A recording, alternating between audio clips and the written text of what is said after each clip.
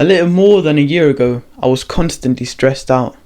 I saw Hamza, Iman Gadzhi, Andrew Tate, and I was comparing myself to them.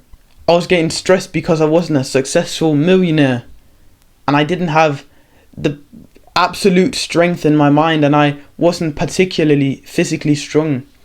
Bear in mind, I was only a 15-year-old kid. I felt like I wasn't doing enough. I felt like I wasn't worth anything because I wasn't rich and famous yet. But what my younger self didn't think about was that I was literally comparing myself to literal grown men. They had worked for many more years than me, had way more knowledge and way more experience than me. Instead of comparing myself to my younger self, I compared myself to extremely super successful people. If you don't already know me, my name is Lauritz, and I help young men fast track their self-improvement success. You're clearly interested in that, so just go down and click that subscribe button right now. I've now realized that I believe you shouldn't compare yourself to others. You are not the same as others. They've had different problems, different advantages. They may be older than you, they may have more experience, they may have been in that field longer, and overall you are not identical to anybody on this planet. So why are you comparing yourself to somebody who is not in the same situation as you?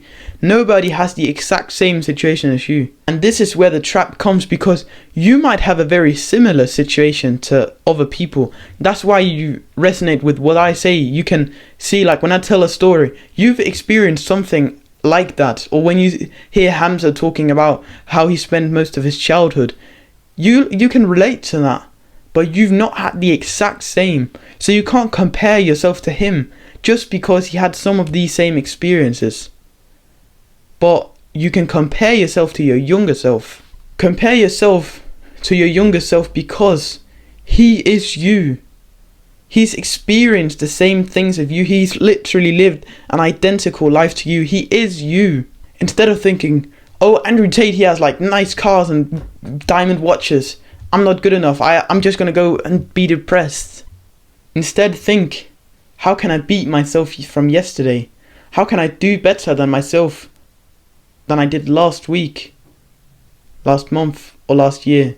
When you compare yourself to your younger self, you actually gain something because you're comparing yourself to you. He is you. And as long as you do better than your younger self, you know you're making progress.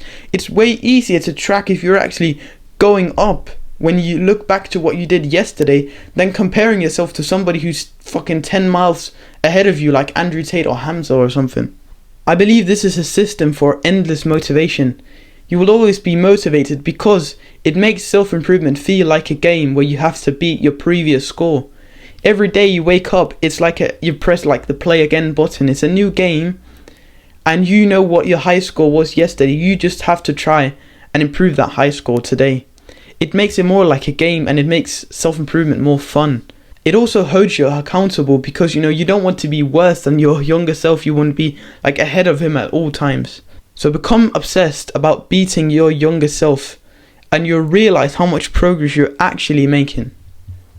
If you found this video helpful and you want to see more videos from a smaller YouTuber like me, then go down and click that subscribe button right now. It's a win-win for both me and you.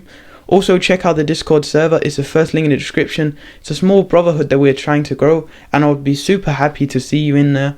And last but not least, put one foot in front of the other.